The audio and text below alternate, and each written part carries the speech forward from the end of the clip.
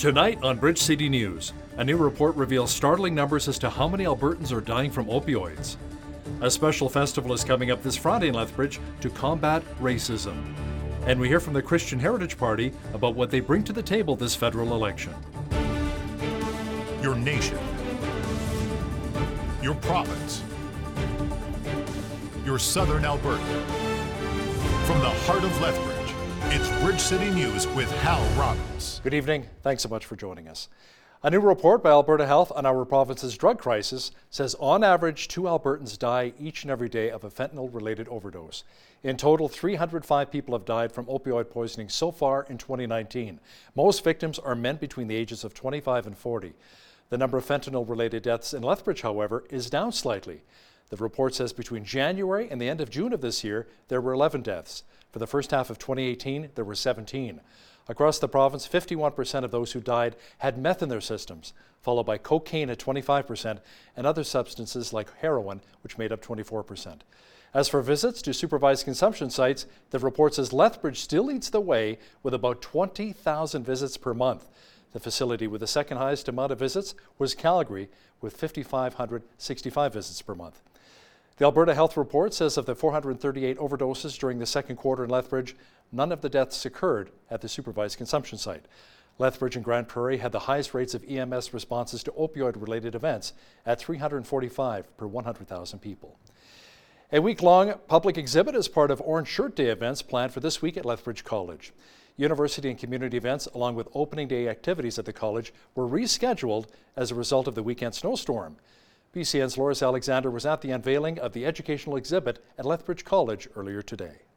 Orange Shirt Day is an annual display of support and remembrance for people who were taken from their families and sent to residential schools. This day is important because it recognizes the children specifically. From residential schools, we try to make sure we honor knowing from place, learning from place every day. So this day is specifically about the children, but the college, it's important because we live this. We're in Blackfoot territory. Indigenous and non-Indigenous students and faculty and staff here on campus, that's every day. Thousands of First Nations, Métis, and Inuit children were removed from their homes and forced to attend residential schools. The last residential school in Canada closed in 1996.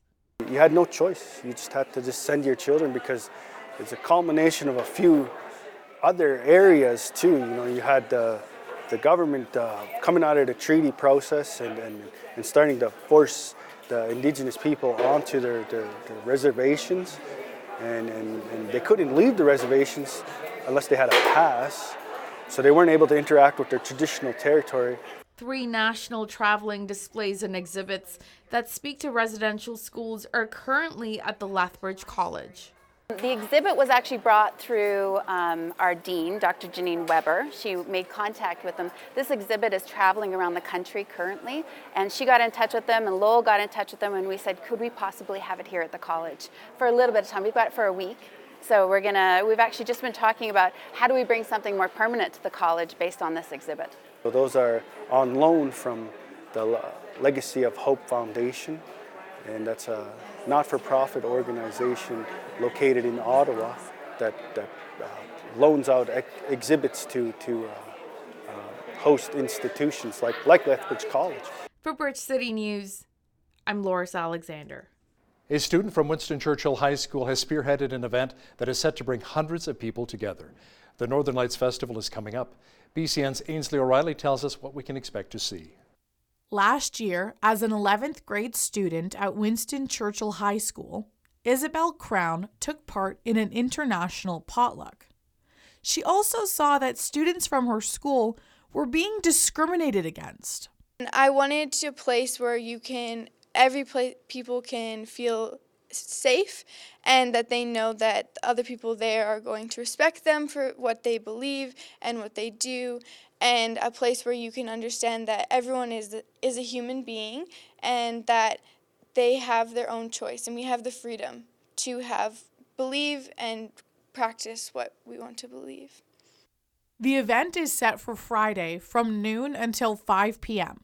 The whole community is invited to enjoy various food trucks, entertainment, and city groups. The Northern Lights Festival has a motto: It starts with a handshake. And so basically that represents how important it is for us that you can just go up to someone and say, "Hi, my name's Isabel. It's nice to meet you." And you gain that mutual connection. I'm looking forward to the food, honestly. That's my thing. But the dancing, the music, everything, just the general sense of community, I think is going to be an amazing part of this event. I feel like it's just a good way for me to experience other cultures, their food, and I just think it's really cool. It's made by the Winston Churchill, and I really want to support that. Isabel is excited to get conversations started. Sometimes you see people in different views, and you see them wearing a headdress or different garments, and you don't understand why. And so we wanted to provide a place where you can go up to, we've invited different people, and whoever would like to come can come, and they can set up a booth, and you can go and introduce yourself and get to know more about their religion and why they do the things they do. And so it's a way of having a mutual and respectful conversation and just getting to learn more about them. For Bridge City News, I'm Ainsley O'Reilly. Week 1 of the CCAA Women's Cross Country Running Rankings are in, and Lethbridge College has been ranked number 1 in the country. The men's team placed 5th. Now, the ACAC Women's Provincial Championships will be taking place on the final weekend of October. Although cross country is an individualized sport, the rankings are tallied for the entire group. Every single athlete on the team, especially the top 4, those are the athletes that actually score points, have a really, really important role. And so right now what we try to do, especially in practice, is simulate the conditions that they face in races, right? Where they might have somebody from Red Deer College right next to them. They might have somebody from Red Deer College behind them or ahead of them, and generating an awareness of what that means, and teaching them the skills to be able to respond to changes in the field. Well, we have morning practices, and which is just working out, and then we have evening running, which is really hard sometimes. And yeah, I think all our team just puts a lot of effort into it, and that's why we're at the top right now. The CCAA Women's National Championships kick off in Grand Prairie on November the 9th. A couple in Edmonton is facing child abandonment charges after a baby was discovered alone in a parked vehicle outside of a casino. Police say they went to the club on Monday night to follow up on a complaint. They were told by casino security staff that they found a baby about 18 months old inside of a vehicle. They were able to get the cold child out since the windows were left 3/4 of the way open. Police say the child's parents were found inside of the casino. 5 children aged 5 to 14 who were the center of an Amber Alert have been found safe. Niagara police say the kids appear to be in good health and are currently being cared for. An Amber Alert was issued late yesterday after the children were reported missing by Family and Children's Services in Niagara. Police say the father, who allegedly abducted the kids, contravened a custody order by failing to return them. An official at the University of Alberta has resigned after a backlash against a billboard the school put up about the benefits of climate change. Jackie Tam, who is the VP of University Relations, says the billboard's wording fails to communicate the meaning of the research it references. The ad, which is to be pulled soon, says, "Beefier barley." It says climate change will boost Alberta's barley yield with less water, feeding more cattle. Many university faculty members and students spoke out against the billboard. The school said it was part of its Truth Matters campaign. It references 2017 research which concluded Alberta's beef industry would benefit from a rise in temperature and humidity. On Bridge City News, we like to hear from a few of the parties and their candidates. A party which does not receive a lot of media attention is the Christian Heritage Party. Their Lethbridge candidate, Mark Slingerland, stopped by our studio recently and asked Mark about their party and what it's all about. Our platform for this election campaign is based on 3 major planks. So life, family, and freedom. We are Canada's only pro-life federal party, so we believe in the protection of human life from conception to natural death. We believe in the family constituted by a mother, a father, and their children as the foundation of society, and that's what government should be protecting and trying to build up as the foundation. And then freedom. Find out what kind of freedom Mark is talking about when you watch our full interview coming up in the second half of our show. The major party leaders went in different directions on the campaign trail. Andrew Scheer promised to reduce Canada's foreign aid by 25%. Justin Trudeau went after guns in Toronto, and Jagmeet Singh promoted his party's plan to let new parents claim full EI benefits over a shorter time. We're going to reprioritize foreign aid so that it is focused on countries in greatest need while using the savings to help Canadians like you get ahead.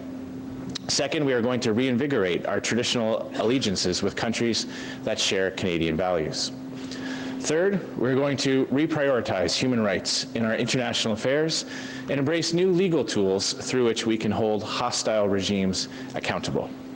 And fourth, we will depoliticize military procurement to prevent future partisan abuses.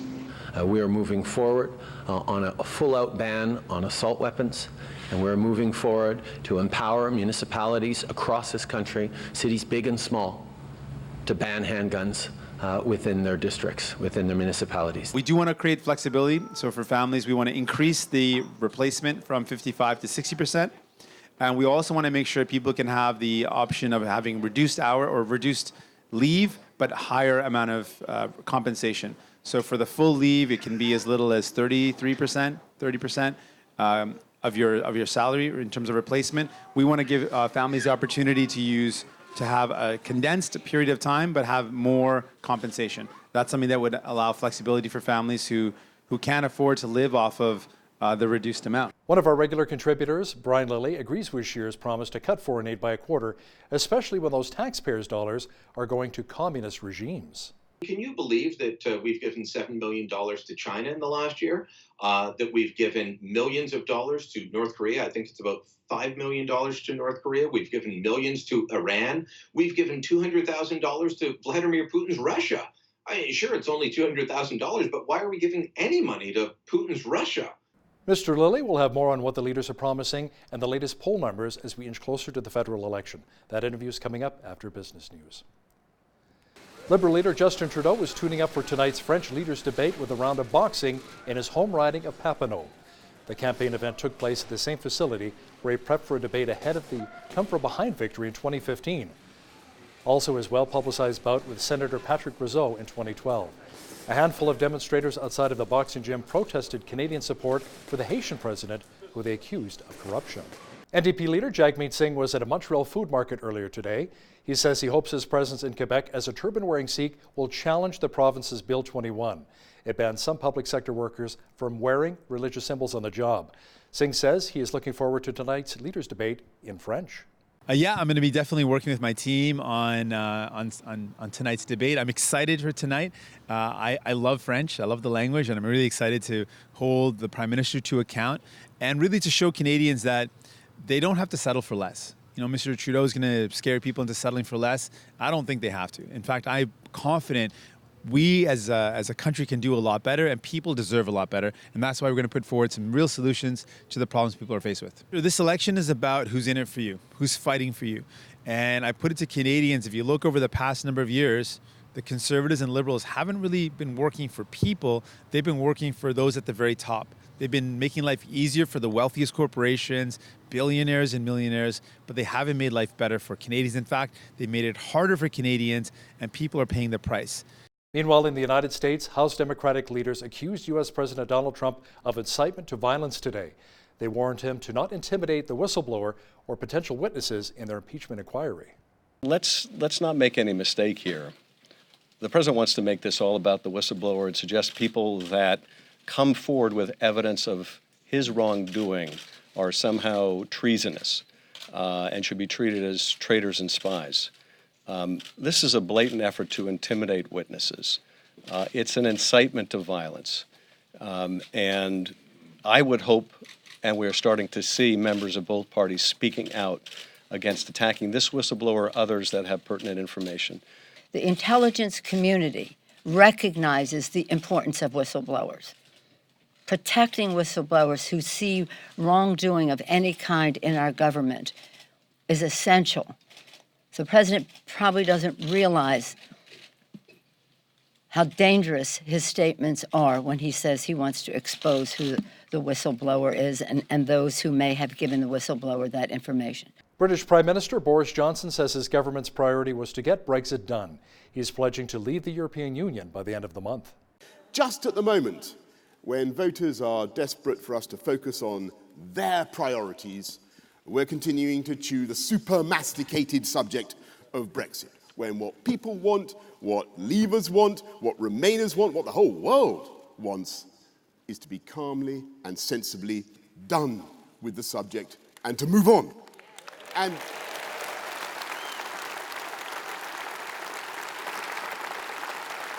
that is why we are coming out of the EU on October the 31st, come what may. When life was at its hardest in Syria, Open Doors was able to provide essential support to more than 2,800 Syrian families. Pastor Abdallah stayed with them. Now that the people are returning and rebuilding their lives, Abdallah still helps. His church is called the Center of Hope.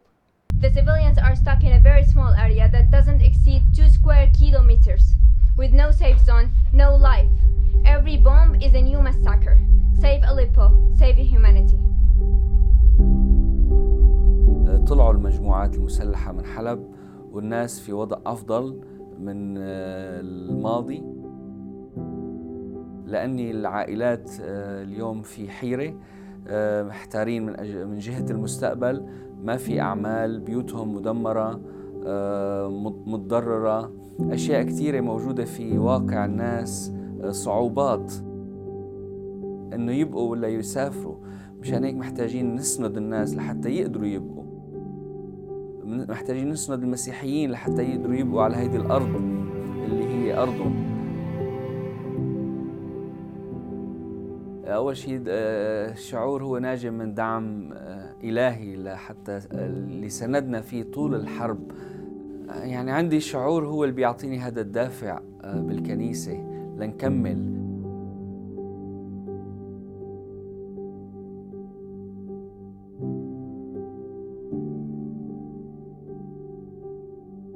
ونحن ككنيسة مكملين لنشوف شو بنقدر نمشي مع الناس لنساعدهم. البداية كانت صغيرة كتير ويمكن ما بتجاوز 100 عائلة. مع الفرص اللي صارت لنا درصل لحدود 2000 عائلة كل شهر كنا نقدر نساعدهم، والأمور الأساسية اللي كنا بنساعد فيها هي أمور غذائية.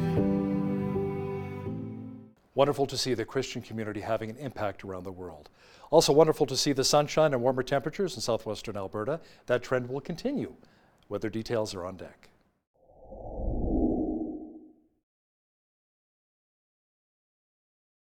Great to see a lot of the snow melting. Nice and mild again today. Tonight mainly clear with a low near -5. Tomorrow a mixture of sun and cloud and a high near 14. Friday mainly sunny with a temperature of 10 degrees. A nice weekend is shaping up. Saturday, sunshine at 13, sunny on Sunday and a high of 19. Even warmer on Monday with a high near 23 expected. Tuesday, the clouds return and a high near 17 degrees. Looking at the almanac, the average high for this time of year is 17 and an average low of 3. The highest temperature in the state was recorded in 1943 at 29 degrees, and the record low was -11 in 1999. Sunrise was at 7:32, sunset at 7:09. Let's see how tomorrow's shaping up across the country now. Expect showers and 12 degrees for Victoria, rain and 16 for Vancouver. Just a few clouds and 11 for Calgary tomorrow. Partly cloudy and 12 for Edmonton. Clearing and 10 degrees for Regina. Mainly sunny and 12 for Saskatoon. A good chance of showers and 11 degrees for Winnipeg on Thursday. Rain and 14 for Toronto. A slight chance of showers and 11 for Ottawa. A mixture of sun and cloud and 9 for Montreal.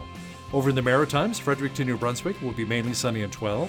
Sunshine and 14 is expected in Halifax, Nova Scotia. Charlottetown, PEI will be overcast and 10. And a slight chance of showers in St. John's, Newfoundland. Expect a high near 7 degrees for tomorrow. Cenovus Energy is hiking its quarterly dividend to shareholders by 25%. The company says there could be room for further increases.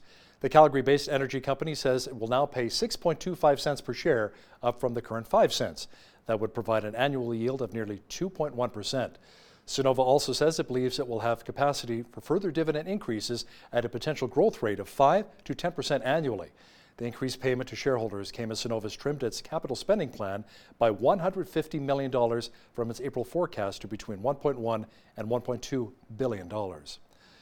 Those who work minimum wage in Saskatchewan got a slight pay increase yesterday. The province raised its minimum wage by 26 cents an hour to $11.32. The Retail Council of Canada says Saskatchewan's minimum wage is among the lowest in the country. Conversely, the minimum wage in Alberta is $15 an hour, Ontario is $14, and Manitoba just went up recently to $11.65 an hour, an increase of 30 cents per hour. Saskatchewan's minimum wage is tied to changes in the Consumer Price Index. That is a bundle of goods and services that a household would commonly purchase. Microsoft was showing off some of its newest products in New York today. That includes 2 foldable devices and new wireless headphones. And today we want to introduce you to a new product that I believe is the next category. This product is the product that's made to adapt to you in both form and function. Not just in 2 postures, but every posture, creating limitless flow. The big announcement today was that Microsoft is getting into the dual screen business. But the thing that really bothered us is that they're not announcing a product that's coming out this holiday season. It's not going to be until the end of next year. Google is making it easier for users to control their privacy settings. The company, along with other tech giants, is facing backlash over the amount of data they collect from their users. Google and Facebook both debuted their new privacy tools this year. Now YouTube users will be able to set their search and viewing histories on auto-delete after a set period of time. Google announced that it will also be making available an incognito mode for Android later this month. Now, here's a look at today's markets. The markets took another beating today. The TSX was down 136 points to 16,310. The Dow Jones Industrial Average was down 494 points. The Nasdaq was down 123, and the S&P 500 was down almost 53 points to 2887. Oil was down $1.15 to $52.47 per barrel. Natural gas was down 3 cents to $2.26. Gold was down 66 cents to $14.98 per ounce, and silver was unchanged at $17.56 per ounce. Wheat is at $210 per metric ton. Barley's at $205. Canola's at $4.54, and corn is at $284 per metric ton. Live cattle is up $1.43 to $106.30. Feeder cattle is up $1.10 to $142.50. And lean hogs were down 35 cents to $63.30. The Canadian dollar is down slightly on the day to 75.02 US. Recapping one of our top stories this hour, a new report by Alberta Health on our province's drug crisis says on average, 2 Albertans die each day of a fentanyl-related overdose. In total, 305 people have died from opioid poisoning so far in 2019, and most of the victims are men aged 25 to 40. There's a party which is very pro-life, and they're not shy about their message. Up next, I chat with a Lethbridge candidate with the Christian Heritage Party, Mark Slingerland, who also has an interesting take on climate change. That interview is coming up. But first, here's a look what's happening in and around your community. Here's your Bridge City News community calendar. Southern Alberta Crime Stoppers is holding their first ever 5K Color Fun Run on Saturday, October 19th from 9 to 11 a.m. at Legacy Regional Park in Lethbridge. All proceeds to go to Southern Alberta Crime Stoppers. For more information about the run and volunteer opportunities, email lcsa1983@gmail.com or visit Southern Alberta Crime Stoppers Facebook page. Come for an amazing time to the McNally Community Association's Tex-Mex Fiesta fundraiser on Saturday, October 19th at the McNally Community Center. The evening begins with dinner at 7 p.m., with entertainment at 8 and a dance at 8:30. Music provided by the Great Canadian Barn Dance Band. Plus, a silent auction and raffle draw will be taking place at the event. Tickets are $50 per person and can be purchased at Western Stockman. For more information, visit mcnallycommunity.ca. Men, young and old alike, are invited to come join the Lethbridge Christian Men's Choir. Practices are held every Thursday from 7:30 to 9 p.m. at Trinity Reformed Church. The choir practices are in preparation for Christmas and spring concerts, as well as occasional performances at the hospital and seniors' homes. For more information, call 403-328-7985. And that's your Bridge City News community calendar.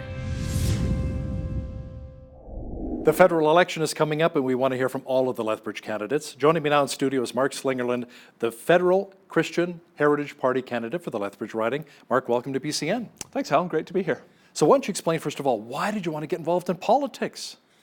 not a very popular profession these days. It isn't.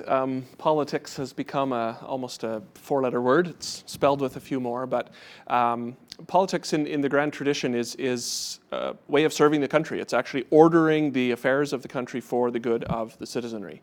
And so it's discouraging for me when I see all the major party leaders and the large parties chasing after votes, and basically that means buying votes, trying to spend millions here and billions there for the fractions that they think will get there, and really leaving that question of what's best for the country. And we have a history in Canada. It's one of the best countries in the world because of good decisions that have been made in the past, and we are leaving that aside, and it's time to go back. So I want to present a positive vision for Canada. I mentioned to people that the Christian Heritage Party candidate from Lethbridge is coming in. They said, wait a minute, Christian Heritage Party? I thought they went under. They're still around? Absolutely. We've been here since 1988, and we are still going strong, still representing those same principles that built Canada. How many candidates do you have across the country? There are 50. Yesterday well, was you the need deadline, more than that. So yes, 338. we do. Yes, we do. So we won't be forming government. So it's safe to vote for me because I won't be part of government. I can just represent the Lethbridge riding and bring balance, I think, and unique ideas that we'll have a chance to talk about today to the debate in Parliament. So what's the Christian Heritage Party all about then, Mark? Our platform for this election campaign is based on three major planks. So life, family, and freedom. We are Canada's only pro-life federal party, so we believe in the protection of human life from conception to natural death. We believe in the family constituted by a mother, a father, and their children as the foundation of society, and that's what government should be protecting and trying to build up as the foundation. And then freedom. Freedom of religion, freedom of conscience, freedom of speech is under attack in major ways in political discourse these days. Freedom also from government interference. There is a lot of things government is getting involved in that really isn't government's job. And so faith, life, family, freedom. So what do you say to people though, Mark, that say, you know what, I don't want you to reopen this abortion debate. It's closed, it's over, it's done. Why do you want to reopen it? Reopening it presupposes that it's been closed, and that's clearly not the case, right? I mean, look at even Elizabeth May, leader of the Green Party, right? I mean, she's tripping all over it. It's not closed. This is something that, since it has come in, there have been Canadians who have stood for the value of life, and it will not go away because this is fundamental. Without life, nothing else matters. That is the foundation of everything else. And so when a society begins to say that there are lives, human lives, that are worth less or that are not as significant or that don't need to be protected, we're heading down a very bad road. How about assisted suicide? I've spoken to many different families who have loved ones who are dying, terminally ill, illnesses, right? Terminally ill, and they're suffering, so much pain. And they say, I just want to be able to help my grandmother, grandfather pass on peacefully from this earth. Instead, like my father died as well from cancer back in 1997. I saw the pain and suffering he went through. There was no doctor-assisted suicide at that point in time. But what do you say to that family that says, I just want, and the individual as well, is willing to go through doctor-assisted suicide? So it's a question of where our priorities are as a society and what we value. So that idea that assisted suicide is a way out, is a choice. Those are emotional decisions. They're very difficult decisions. I've not had to deal with it personally, but close acquaintances and more distant family certainly have. And it's not something to give a glib answer for, right? But there's also a danger in using a very emotional story to change the direction of public discourse. And so as a government trying as a society to care for people, we can't be swayed by the emotions, we can't discount them, but what is that really saying? Many people, when you investigate that choice for physician-assisted suicide, it's often because they feel like they're not contributing, they feel like that the pain is insurmountable, or they're a burden to others, or sometimes it's their loneliness. So there's usually something behind it. And if we could put the structures in place where that choice wasn't necessary, then that choice wouldn't be necessary. And so by investing in palliative care, allowing people to have the relief. The technology does exist. It's not very well accessible outside of a few major centers, but it does exist for effective pain relief. And then to consider what message are we sending? If there is a point in a person's life when their life is no longer worth living, we're now dividing people into categories of worthy of life and unworthy of life. And that is how totalitarian regimes begin. That is not a direction we should be going. Every life is valuable and needs to be protected. Mark, the fact that Canada carries this huge debt burden, a lot of Canadians are talking about how can we reduce the deficit and the debt. You actually have an interesting take about how your party can work with the Bank of Canada. Why don't you share that with our viewers?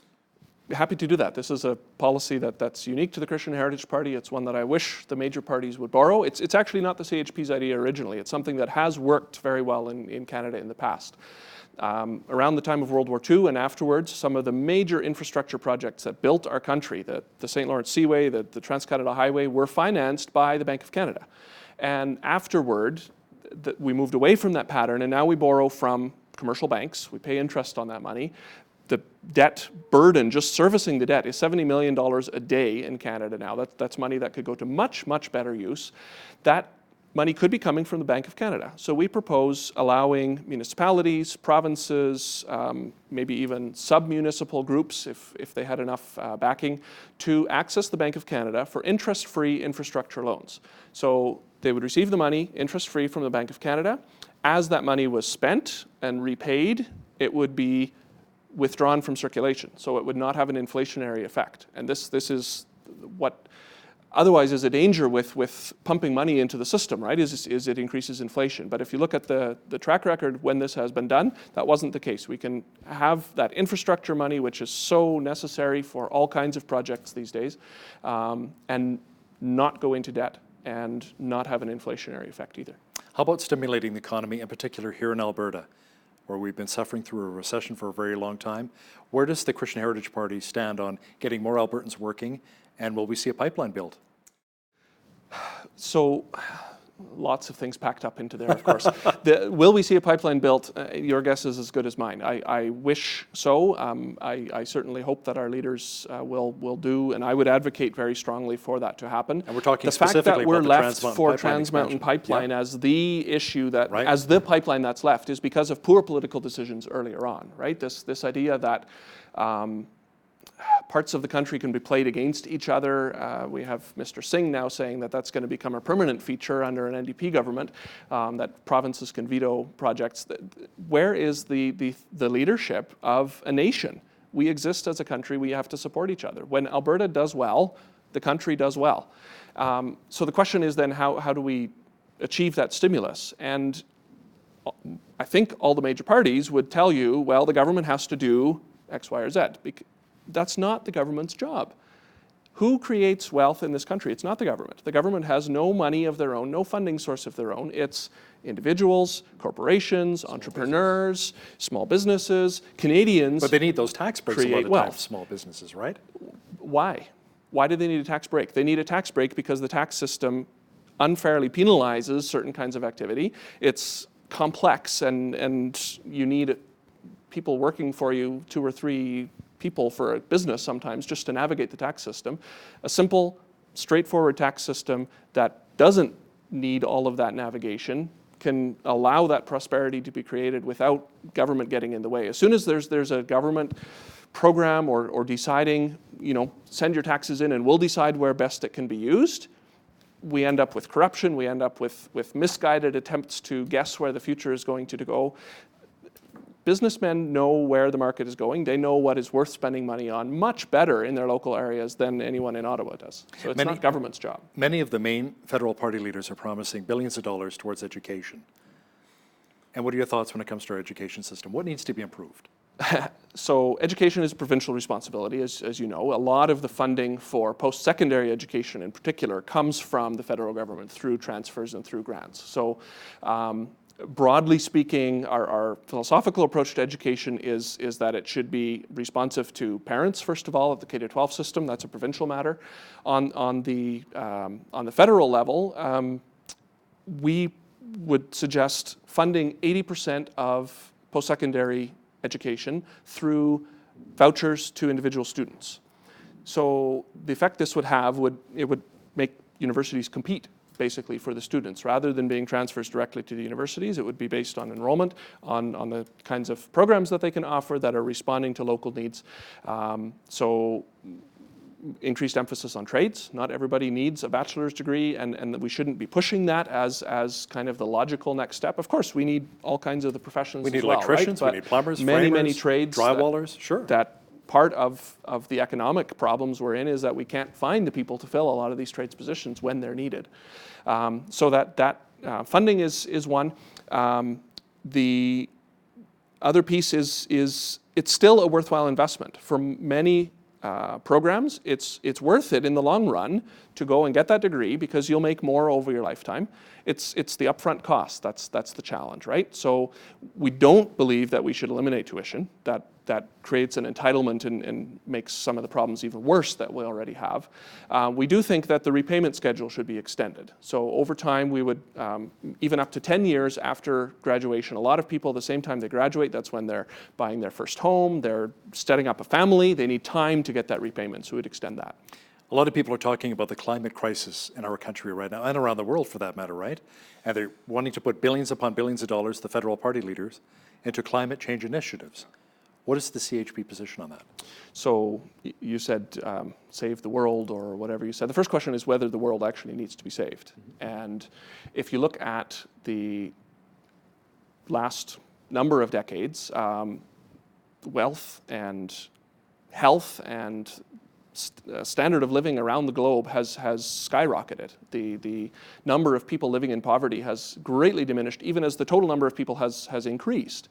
And so there's no such thing as a solution. Is the climate changing? Yeah. Is that man-made? The models, I have a master's degree in science. I've done a lot of modeling. There's a lot of things the models don't capture, and so there's definitely room for doubt on that matter. And debate? But debate right. should be there. Okay. Even accepting that it's true and that it's as bad as they say, the question then is what do we do about it? And trying to reverse that and to, in particular, diminish the amount of carbon dioxide in the atmosphere. Carbon dioxide is not a pollutant. Carbon dioxide is plant food. There are real pollution problems that we should be dealing with, absolutely. But carbon dioxide is not one of them. The attempts to do that are actually going to have the effect of trapping people in poverty, because the reason energy is so important is fossil fuels in particular, because they're energy in a compact and cheap form. And the world needs that to get people out of poverty, to have the ideas to then, as happens in the Western world, develop solutions to all kinds of environmental challenges. We have an opioid crisis, Mark, in our city and our country and many areas around the world right now. An opioid crisis, right? Big Pharma, they're being sued by major groups for hundreds of billions of dollars. What is your plan specifically for Lethbridge? How can the feds actually help Lethbridge? I talked to Mayor Chris Spearman talking about scan houses so we can shut down the drug houses permanently, get a federal prosecutor in place here in Lethbridge. What are your thoughts about getting a plan to beat the opioid crisis? Tackle it head on. Tackling it is definitely where it needs to be, right? It's complex. There's no one thing that's going to fix it. And I think that's part of the problem, specifically here in Lethbridge as well, right? Is that the approach has been piecemeal. The supervised consumption site with the best of intentions, I think the people who are there really care about their clients and want to see them do well. But in the big picture, is it caring for someone to maintain them in an addiction that is destroying their life? The message that we're sending right now is, it's your choice, it's a valid choice. As long as you want to make that choice, we'll support you. Hopefully someday you'll make a better choice. We can do better than that. We can call people to the life that they ought to live, to their full potential. And that means having the treatment beds available, having absolutely the enforcement on the front end to prevent the drugs from coming into the country, border controls, but then caring for people in the long term, not just a feel-good solution right now, but how does that whole track record work, giving them something to live for. Mark Slingerland, the Federal Christian Heritage Party candidate for Lethbridge, thanks a lot for joining me in studio. Thanks for having me, Hal.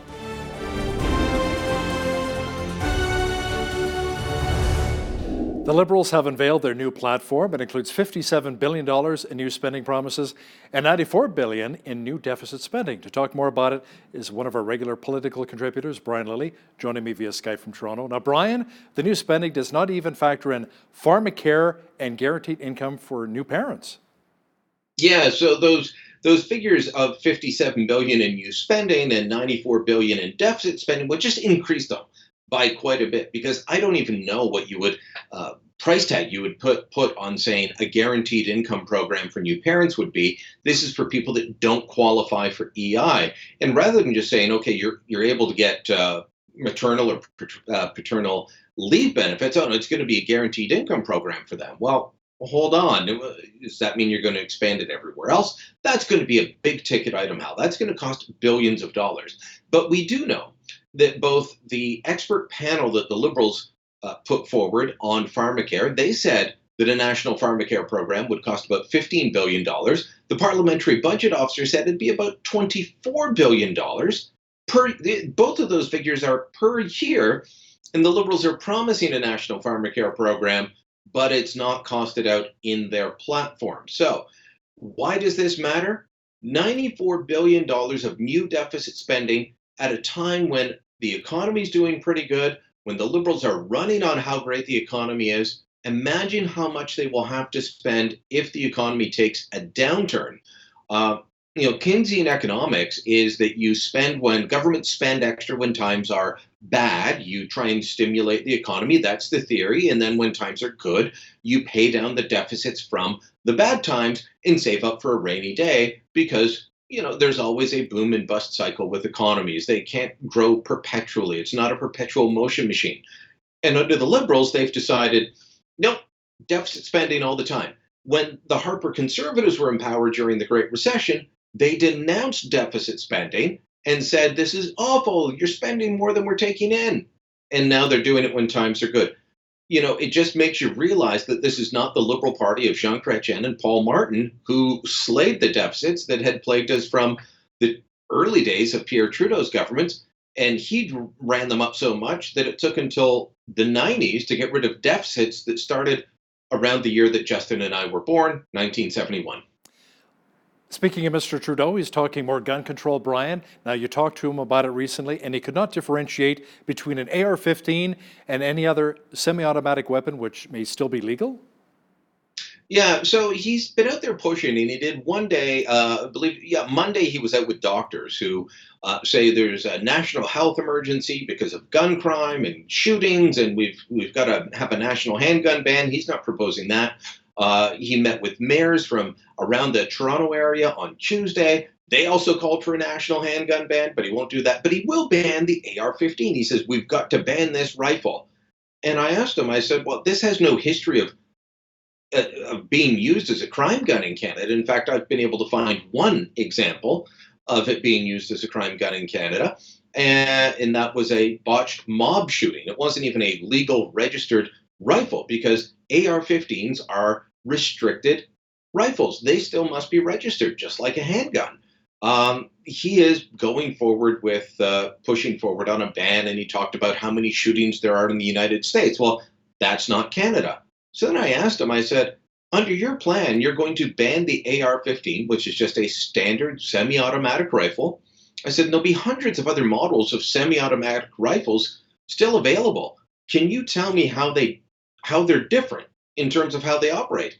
And he couldn't. He talked about the RCMP and relying on experts and that politicians shouldn't be in charge of deciding which weapons to ban. But he had just announced that he wants to ban one specific rifle, the AR-15. So he's not arguing on gun control from a stance of policy or facts. He's doing it based on fear because what he wants to do, Hal, effectively is scare suburban mothers who don't know anything about guns to say, there's a gun crime problem, which there is in cities across the country. He'll do something about it.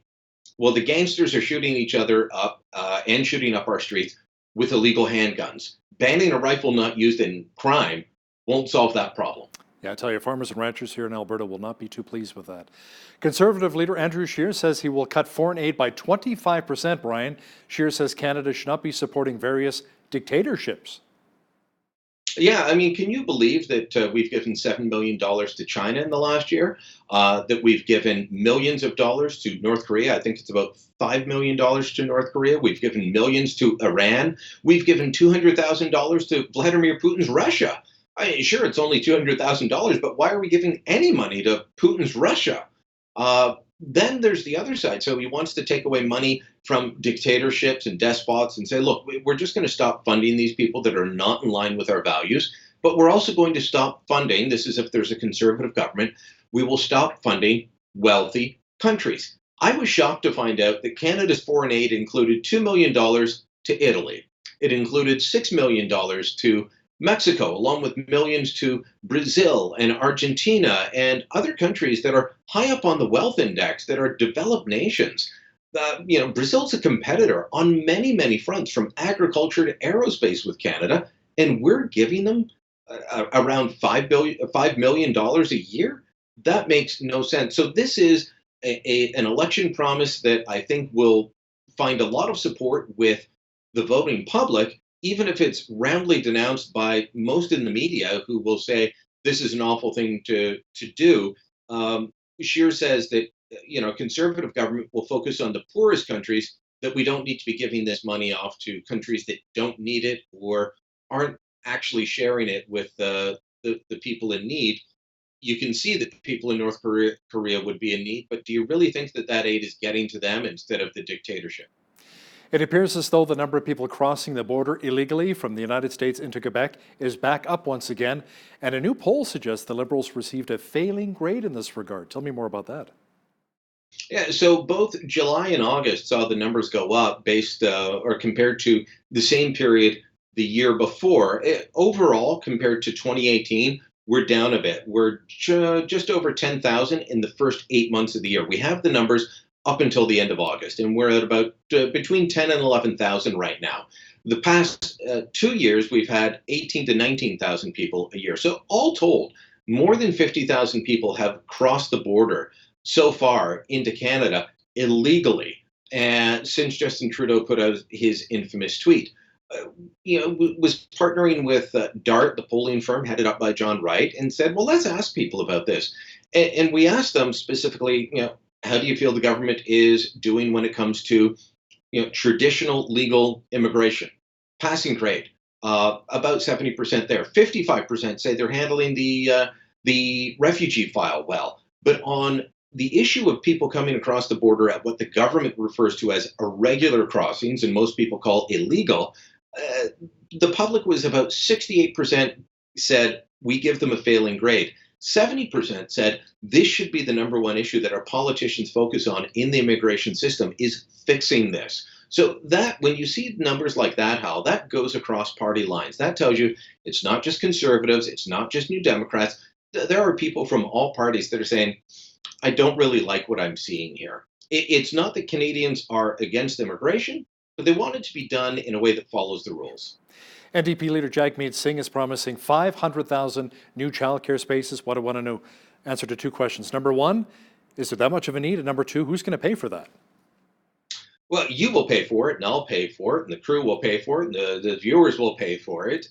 Is there that much of a need? It depends on how you view this. I've been following the daycare file for a very long time now, and what we continually hear is that there's a crisis in daycare, that it costs too much, that there aren't enough spaces. When you hear that, you need to ask, what type of spaces are people looking for? Because when you ask parents directly, and this has been shown in poll after poll, studies by groups like Cardis, the Vanier Institute for the Family, and they ask parents, what do you want for childcare options? And their first choice would be, if they can afford it, they'd like one parent to stay home. Failing that, they'd like a relative, be it a grandparent or an aunt or an uncle or, another family member to look after their kids. After that, it goes to the lady down the street that runs the community daycare. Often we've all dealt with this. A woman in her home opens it up because she's got some kids and she looks after a few others.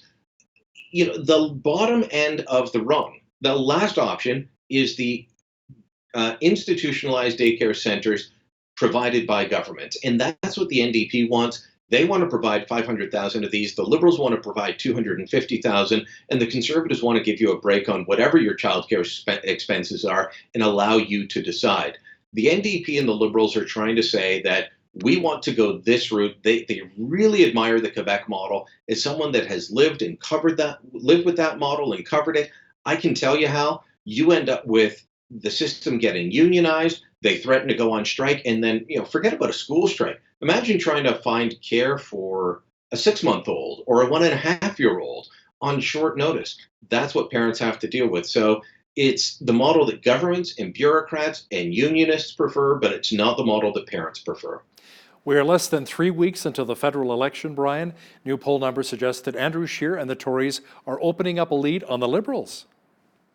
Yeah, so a couple of polls on this. Both Nanos tracking poll has put the Conservatives ahead for the past few days, as well as Andrew Scheer outpacing Justin Trudeau on preferred prime minister, but also Ipsos, the granddaddy of polling companies in this country, having a 37-34 lead for the Conservatives over the Liberals. So this is interesting on a number of fronts, including that around the 905, that mythical band of seats around Toronto, the Conservatives are in the lead in key ridings where the last election they were won by either side by less than 5%. The Conservatives are in the lead in those ridings. So it may seem like Andrew Scheer doesn't have a hope. I keep hearing that, but when I look at the numbers, everything from deserves to be reelected, is the country on the right track, wrong track, those underlying numbers have not changed in months. They do not favor the Liberals. Things are not going well for Justin Trudeau, but he remains in this race. Don't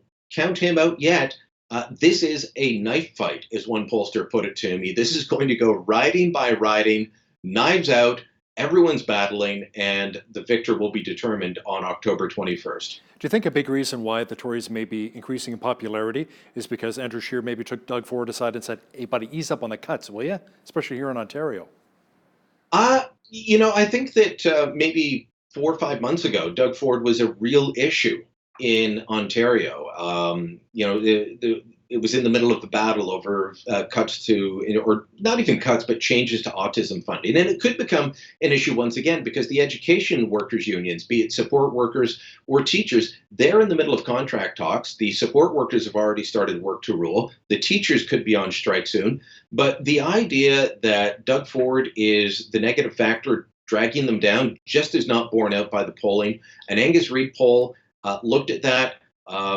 And there was some reporting that said, look, 85% of people that say that their provincial government will determine how they vote won't vote for Andrew Scheer. Well, when you look at the numbers, those people were all NDP voters or Liberal voters in the last provincial election. Andrew Scheer still holds 83% of the people that voted for Doug Ford in the last provincial election. That's a pretty good retention rate after a tumultuous first year of the Ford government. And it also gives him about 34, 35% of the Ontario electorate, which is what the polls have him at in Ontario. So the Ford factor has been wildly overstated by a media that is determined to find fault with Doug Ford when he wakes up in the morning. Whatever side of the bed Doug Ford wakes up on, he woke up on the wrong side of the bed, according to most of the media in Ontario. Brian, the French leaders' debate is set for today, later today. Liberal leader Justin Trudeau won't be skipping out on this one. I'll re-ask you that. Brian, the French leaders' debate is set for later today, and Liberal leader Justin Trudeau won't be skipping out on this one. No, he won't. So he skipped out on the McLean City TV debate. That was the first one early in September, shortly after the writ was dropped, or actually just before the writ was dropped. And then he decided that he would skip the Monk debate, and that was canceled. That should have been yesterday, and that's why Andrew Scheer made his foreign policy announcement about cutting foreign aid on Tuesday, was because that was the day the Monk debate was supposed to happen.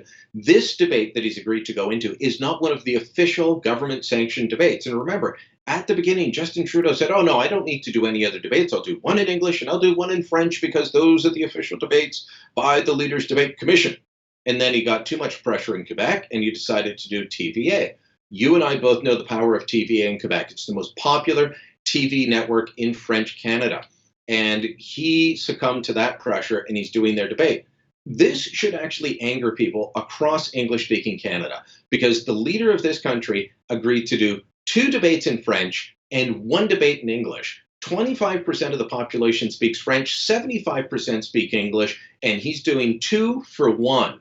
I think he's going to get beaten up on an awful lot of issues, including perhaps the border. We'll have to wait and see until after the debate has finished, but it's it's an insult to the rest of the country that he's decided to do this. In 2015, Stephen Harper agreed to 3 debates in English, 2 in French, and Justin Trudeau complained about that. Now he's doing 2 in French, 1 in English. That's wrong. Yeah, it should be interesting to see how this plays out. One of our regular political contributors, Brian Lilly, joining me once again from Toronto. Thanks so much, Brian. Thank you, Hal. On behalf of all of us here at Bridge City News, I'm Hal Roberts. God bless, and thanks for watching.